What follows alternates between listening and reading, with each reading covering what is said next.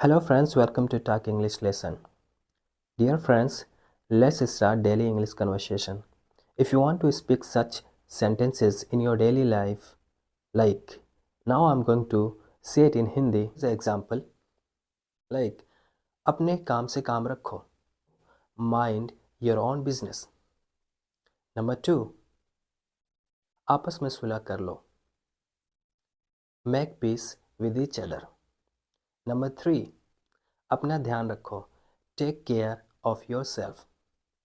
Number 4, सभी की बातों को ध्यान से सुनो.